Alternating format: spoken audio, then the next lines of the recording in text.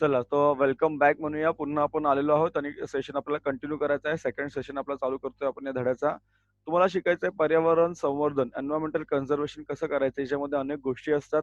तर यात काय होतं आणि काय आपल्याला करायचं आहे किंवा आपण कशाप्रकारे या पर्यावरणाचं संवर्धन करू शकतो. How can we conserve the environment? How can we conserve the environment? काही प्रश्न तुम्हाला विचारलेत बघा, जसं पर्यावरणावर कोणकोणते घटक परिणाम करतात आणि कसे?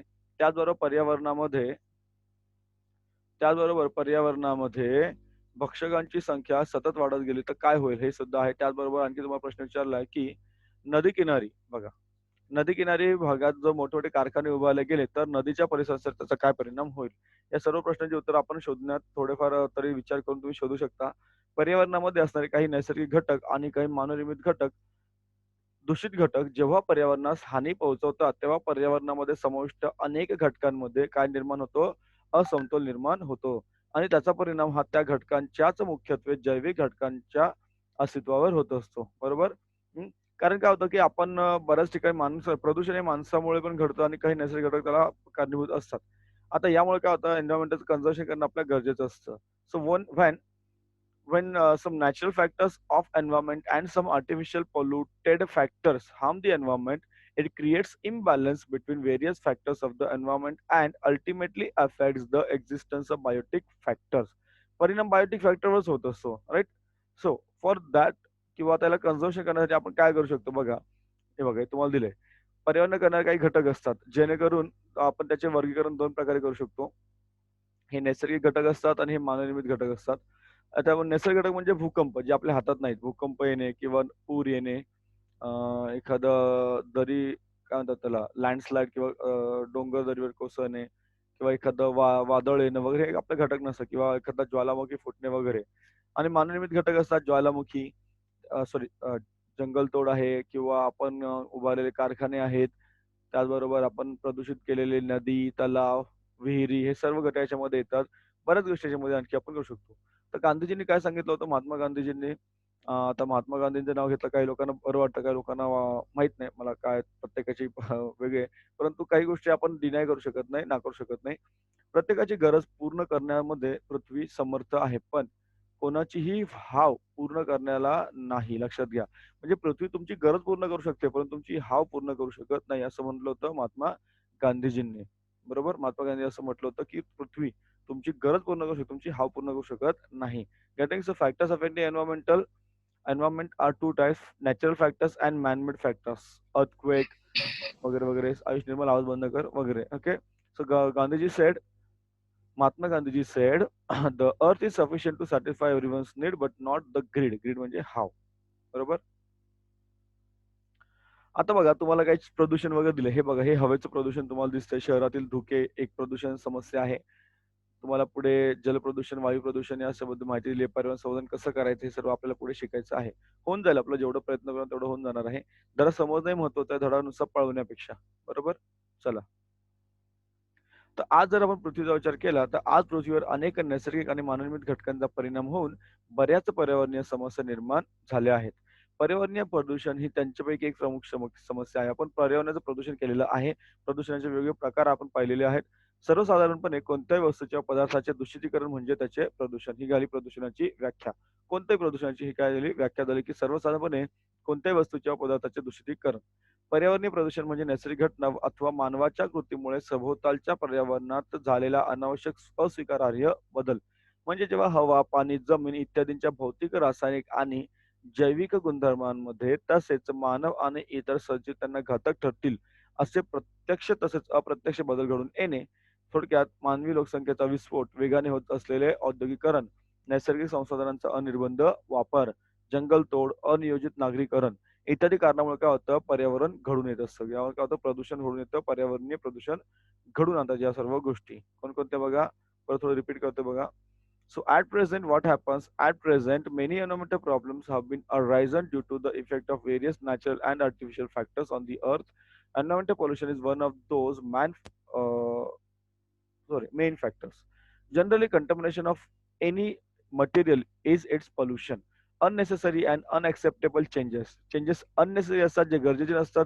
अनएक्सेप्टेबल म्हणजे आपण ते स्वीकार करू शकत नाही. Change in the surrounding environment due to natural events or human activity is called as environmental pollution. That is direct or indirect change in physical, chemical, and biological properties of air, water, and soil, which will be harmful to human and other living beings in environmental pollution. So various reasons. एक second. कुठे होतो आपण इथे. So various reasons काही असतात त्याचे population explosion हे आहे. लोकसंख्या वाढ ज्याला फास्ट इंडस्ट्री म्हणतो. खूप इंडस्ट्री वाढत चाललेल्या आहेत. Indiscriminate use of natural resources. एखादी गोष्ट नॅचरल रिसोर्सेसचा एवढा काय वापर करायचा की तो इनडिस्क्रिमिनेट अति वापर करायचा. डिफॉरेस्टेशन जंगलाची तोड करायची. अनप्लॅन्ड अर्बनायझेशन कसंही कुठेही घर बांधायची कुठेही काही त्याला तालमेल नाही काही नाही. यामुळे काय होतं these things are responsible for environmental pollution. बरोबर याला एन्व्हायरमेंटल पोल्युशन आपण म्हणतो. आता याचे प्रदूषणाचे प्रकार कोणकोणते आहेत तुम्हाला माहित आहेत आणि नैसर्गिक प्रदूषण मानवी प्रदूषण म्हणजे काय हे सर्व तुम्हाला माहित आहे. मी सांगणार नाही कारण तुम्ही थोडेसे स्वतः पण विचार करण्याजोगे आहात. प्रदूषण ही एक समस्या आहे. तुम्हाला माहिती आहे प्रदूषण एक व्यापक संकल्पना आहे. आपल्याला हवा, जल, ध्वनी, किरणोत्सारी, भूमी, औष्णिक प्रकाश, प्लास्टिक प्रदूषण असं विविध प्रकारचे प्रदूषण आढळून येते. बघा किती प्रकारचं प्रदूषण आपल्याला दिलेलं आहे. हवा, जल, ध्वनी, किरणोत्सारी, भूमी, औष्णिक, प्रकाश, प्लास्टिक असं जवळजवळ 8 प्रकारचे प्रदूषण तुम्हाला दिलेलं आहे. या सर्वांचा परिणाम काय होतो? या सर्वांचा विपरीत परिणाम हा सर्व सजीव आणि त्यांच्या अस्तित्वावर होत असतो. व यातूनच आज पर्यावरण संवर्धनाची गरज निर्माण झालेली आहे. समजलं? पर्यावरण संवर्धन मला गरजेचं आहे. कारण पर्यावरण नसेल तर आपण त्यात जगू की नाही हा एक मोठा प्रश्न. आपलं अस्तित्वच कठीण होऊन जाईल या ठिकाणी आपल्या पृथ्वीवर. बरोबर? So pollution is a broad concept. Pollution काय आहे? It is a broad concept. Various types of pollutions like that of air, water, sound, soil, thermal, light pollution occurs around us.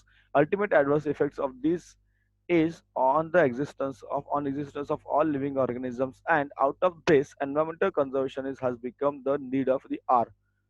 काळाची गरज काय आहे तर हीच काळाची गरज आहे की आपण काय केलं पाहिजे या ठिकाणी आपल्याला काय केलं पाहिजे आपण कन्झर्व केलं पाहिजे nature. We should conserve the nature and we have studied the air pollution. Air pollution तुम्ही पाहिलेलं आहे. तुम्हाला याबद्दल अनेक गोष्टी माहीत आहेत. त्यामुळे काही नवीन असं काही नाही. तुम्ही हवा प्रदूषण पाहिलं, जल प्रदूषण पाहिलेलं आहे. आता हवा प्रदूषण घटक कोणते, जलप्रदूषण घटक कोणते आणि भूप्रदूषण घटक कोणते? स्रोत कुठून कुठून हे आपल्याला कुठून हवा प्रदूषण होतं, जलप्रदूषण कुठून होतं, भूप्रदूषण कुठून होतं, त्याचे परिणाम काय होतात आणि त्याची उपाययोजना काय होतात हे तुम्ही पाठवायचं आहे. चुकलं तरी चालेल मी तुम्हाला परत सांगेल काय केलं तुम्ही चुकलं की नाही ते. तर पुढे जाऊया आपण किरणोत्सारी प्रदूषण म्हणजे काय? किरणोत्सारी प्रदूषण हे कुठून होतं, काय होतं, कसं होतं बघा. तर किरणोत्सारी प्रदूषण हे नैसर्गिक आणि मानवनिर्मित अशा 2 प्रकारे होऊ शकतं. किरणोत्सारामुळे बाहेर पडलेला जो काही अल्ट्राव्हायोलेट किरणे आहेत, ही किरणे किंवा इन्फ्रारेड किरणे ही नैसर्गिक किरणोत्सारामध्ये मोडतात. ठीक आहे. त्याचबरोबर एक्स-रे किंवा अणुभट्ट्यातून होणारा किरणोत्सार हे मानवनिर्मित किरणोत्सारामध्ये मोडतात. जगात आतापर्यंत अनेक दुर्घटना घडलेल्या आहेत. सॉरी. ज्यामध्ये आहे चेर्नोबिल, विंडस्केल, त्याचबरोबर 3 माईल आयलंड अशा मोठ्या दुर्घटना घडलेल्या आहेत. आणि या दुर्घटनेमुळे काय झालेलं आहे, हजारो व्यक्ती दीर्घकाळ प्रभावित झालेल्या आहेत. आता हे जे काही ना चेर्नोबिल वगैरे या ठिकाणी काय होत्या, अणुभट्ट्या होत्या. काय होत्या? अणुभट्ट्या होत्या. किरणोत्सारी प्रदूषणाचे काही परिणाम आहेत. पहिलं म्हणजे काय, एक्स-रेच्या उच्च प्रमाणामुळे कॅन्सरचे होऊ शकतो. काय होऊ शकतो आपल्याला? कॅन्सर होऊ शकतो. कॅन्सरकारी अल्सर होऊ शकतो आपल्याला.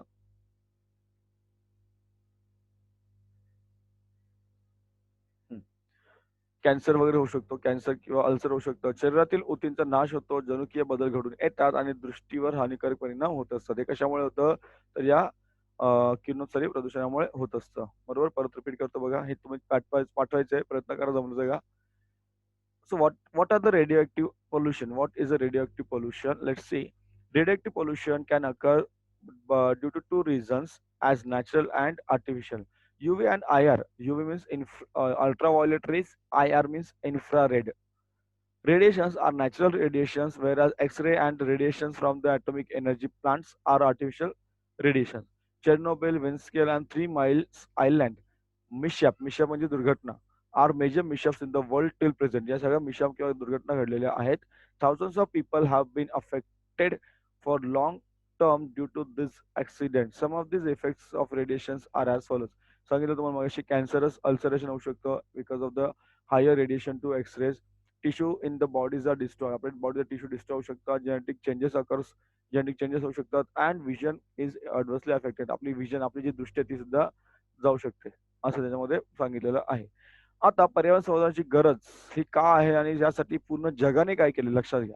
हा नुसता आपल्या भारताचा वगैरे किंवा आपल्या कल्याणचा विरुद्ध प्रश्न नाही. हा प्रश्न आहे संपूर्ण जगाचा आणि या जगाने काय केलं हे आपल्याला या ठिकाणी शिकायचं आहे बघा. चलो, तर आता तुम्हाला शिकायचं आहे पर्यावरणाची संवर्धनाची गरज काय? What is the need of environmental conservation? काय गरज आहे बरं? का बरं असं करायचं? याच्या गोष्टीचे उत्तर आपल्याला माहीत आहेत, पण तू म्हणतात ना, कळतं पण वळत नसतं असं झालं आपल्या सर्व जगाची अवस्था. चला जाऊ द्या. प्रयत्न आपण करणं गरजेचं आहे. तर आपण आधी इतिहास पाहूया काय आहे तो महत्त्वाचा नंतर आपण डावीकडे जाऊया. कारण हे इतिहास तुम्हाला तुम्हाला सांगेल की काय-काय घडलं होतं. तर 1972 मध्ये काय झालं, संयुक्त राष्ट्र संघटनेने जे आपण यूएनओ म्हणतो स्टॉकहोम येथे भरलेल्या मानवी पर्यावरण वरील परिषदेमध्ये पहिल्यांदाच पर्यावरण विषयक समस्यांवर चर्चा झाली आणि त्यातूनच युनायटेड नेशन्स एन्व्हायर्नमेंट प्रोग्राम ची स्थापना करण्यात आली. नंतरच्या काळात काय झालं, भारतात 4थ्या पंचवार्षिक योजनेमध्ये पर्यावरणीय प्रश्नांवर चर्चा करण्यात येऊन पर्यावरणीय सुसूत्रीकरण समिती होती. त्याच्या माध्यमातून स्वतंत्रपणे एक पर्यावरण विभाग आपण तयार केलेला आहे. याची स्थापना झालेली आहे. 1985 मध्ये काय झालं, पर्यावरण आणि वन मंत्रालय पर्यावरण आणि वन विषयक कार्यक्रमांचे नियोजन, प्रवर्तन व प्रबोधन करण्याचे काम करत आहे. कुठे आलं? भारतामध्ये. कारण एखादी गोष्ट सहज लगेच घडत नसते. त्याच्यामागे कुठेतरी पार्श्वभूमी असते. इतिहासातून काहीतरी आपण शिकत असतो. बरोबर? आता इकडे जा. या बाजूला काय सांगितलं बघा. महत्त्वाच्या गोष्टी आहेत. तर पर्यावरण संवर्धनासंबंधी काही कायदे सर्वसामान्यांना माहिती नसतात. बरोबर? आपल्याला पर्यावरणाचे कायदे माहीत नसतात. तर आपल्या भारतामध्ये कायदे हे लोकांपर्यंत कधी-कधी पोहोचत नाही किंवा लोकांना माहीतच नसतात. तर यामध्ये अनेक कायदे आहेत. पर्यावरण संवर्धनामध्ये लोकांचा मोठ्या प्रमाणावर सहभाग आवश्यक आहे. पर्यावरण जपण्यासाठी एक व्यक्ती भांडून चालत नाही. एका व्यक्तीने पुढाकार घेऊन चालत नाही. तर सर्व व्यक्तींनी सोबत येणं गरजेचं असतं. पर्यावरण संरक्षण, संवर्धन ही एक प्रभावी लोक चळवळ झाली तरच पर्यावरणीय समस्यांना उत्तरं तुम्हाला मिळू शकतात. याकरिता लहान वयापासून तुम्हाला मुलांमध्ये पर्यावरणाविषयी माहिती, प्रेम, सकारात्मक दृष्टिकोनी मूल्य रुजवली पाहिजेत. तरच उद्याची पिढी पर्यावरणीय संरक्षण आणि संवर्धन करणारी असेल. अर्थात हे सर्व साध्य करण्यासाठी तुम्हाला शिक्षणाच्या माध्यमातून जनजागृती होणे महत्त्वाचे आहे. आता शिकलो पण पाहिजे ना. आपण जर शिकलोच नाही, तर एखादी गोष्ट लोकांसमोर मांडणार कशी? हाही तुम्हाला महत्त्वाचा मुद्दा आहे बघा. परत थोडं रिपीट करूया आपण. थोडंसं लँग्वेज चेंज होऊन करा बघा. So what is the need of environmental conservation? Me right hand side वाचून दाखवत नाहीये. लेफ्ट हँड साइड बघा आता काय ते. हे ऑलरेडी सांगितलं तुम्हाला 1972 यूएनईपी वगैरे. So general public is not aware about the rules of environmental conservation. आपण जनरल पब्लिक आहोत. We are the general public. We are not aware about the rules of environmental conservation. Actually, there are many rules. खूप rules आहेत. There should be a large scale participation of the people in environmental conservation. It will be possible to answer the environmental problems only if environmental protection conservation becomes an effective public movement. For this purpose, values like positive attitude and affection towards environment, knowledge about it, etc., should be inculcated among the children since their childhood. लहानपणापासून मुलांना सांगितलं बाबा पर्यावरण महत्वाचं आहे, तर ती मुलं मोठी होऊन सुद्धा पर्यावरणाची काळजी घेणार. नाहीतर मोठ्या लहानपणी जर त्यांनी नुसतं जर पर्यावरणाची ऱ्हास पाहिलं असेल, त्यांना माहीतच नाही तर पुढे जमणार नाही. This will help to make the future generations more aware about environmental conservation and protection. So as to achieve this, it is necessary to increase the awareness through education. तुम्हाला एज्युकेशन गरजेचं आहे. राइट? ठीक आहे? पुढे.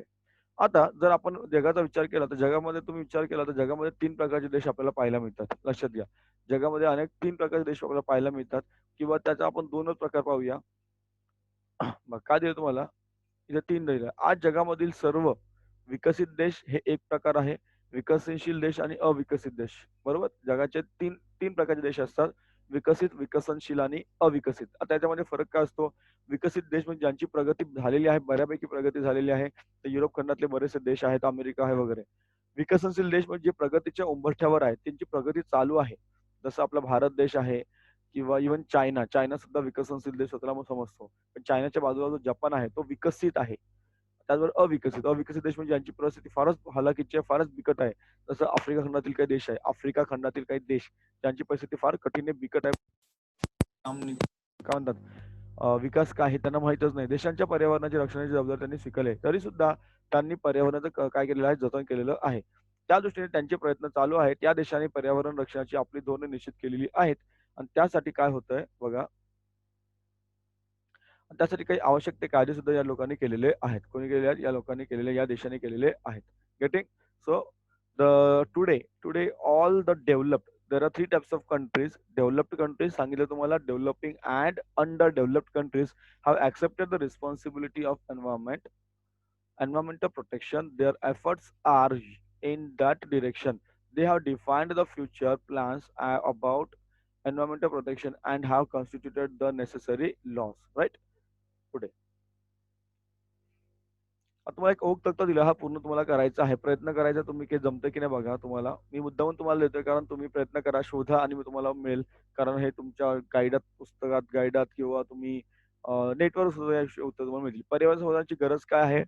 तर ही कारणं तुम्हाला दिली. निसर्गाचा समतोल टिकवण्यासाठी तुम्हाला पर्यावरण संवर्धन करायचं आहे. त्याचबरोबर नैसर्गिक आणि काय दिलं तुम्हाला? नैसर्गिक नैसर्गिक आणि मानवनिर्मित समस्या निराकरणासाठी तुम्हाला काय करायचं आहे? पर्यावरण संवर्धन करायचं आहे. बरोबर? 1 minute.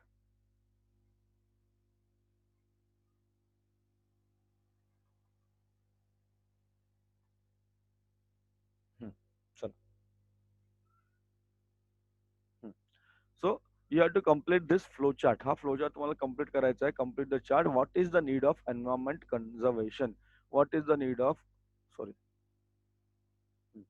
What is the need of environmental conservation? What is the need of environmental conservation to maintain the balance in nature, to solve the natural and artificial problems? बाकीच्या गोष्टी तुम्ही कंप्लीट करा आणि पाठवून द्या. जमलं तर बघा. Otherwise will take. Don't worry. आता पर्यावरण संवर्धन ही आपली एक सामाजिक जबाबदारी, लक्षात घ्या. ही आपली सगळ्यांची सामाजिक सामाजिक जबाबदारी आहे. त्याबद्दल पुढे आपल्याला काही कायदे बघायचे आहेत. वनसंवर्धन कायदा आहे. त्याचबरोबर एक तुम्हाला माहिती आहे चिपको आंदोलन काय होतं ते पण तुम्हाला माहीत असेल.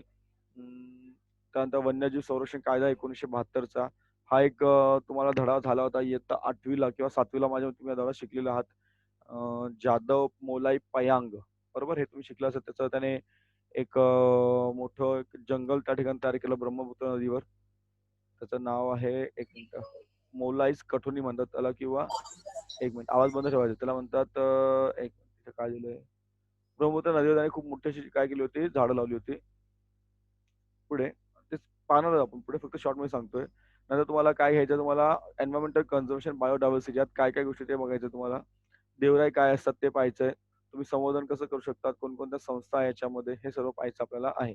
आणि कोणते-कोणते हॉटस्पॉट आहेत, हॉटस्पॉट काय आहे हा प्रकार तुम्हाला पाहायचा आहे. बरोबर? ठीक आहे. म्हणजे धडा थोडासा मोठा आहे. प्रयत्न करूया. आज तर होणार नाही, उद्याच होऊन जाईल तो. कारण याच्यानंतरचा आपण सेशन मॅथ्सचा घेणार आहोत. चला, आपण जेवढं होईल तेवढं आता कंटिन्यू करू आज.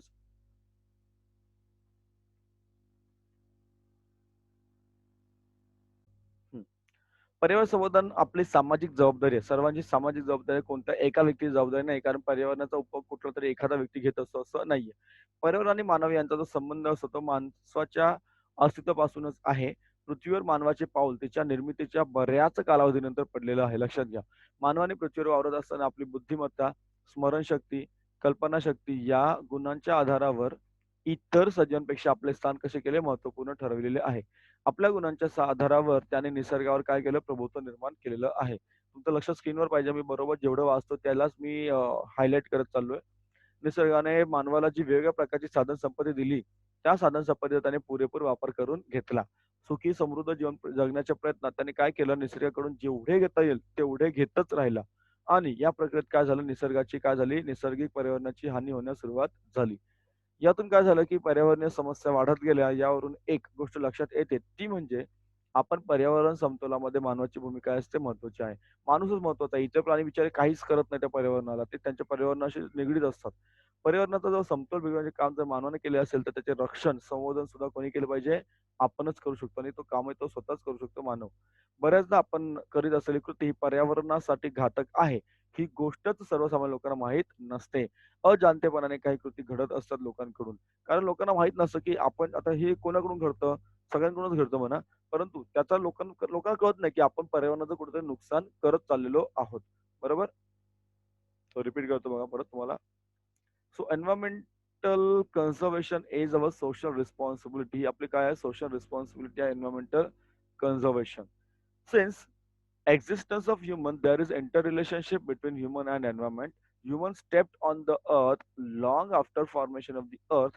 On the earth, human being proved its superiority as compared to other animals with the help of characters like intelligence, memory, imaginary ability, etc.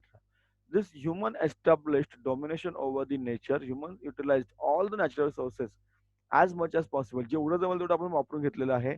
In an attempt to live a satisfactory life, human kept on snatching. Snatching करतो तुम्हाला हावड्यासारखं आपण घेत चाललोय निसर्गाकडून. Snatch केलं, आपण हिसकावून घेत चाललो आहोत from the nature as much as possible, and this led to increase in problems.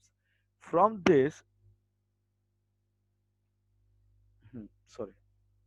From this entire scenario, what happens, we can understand that human has crucial role in maintaining the environmental balance.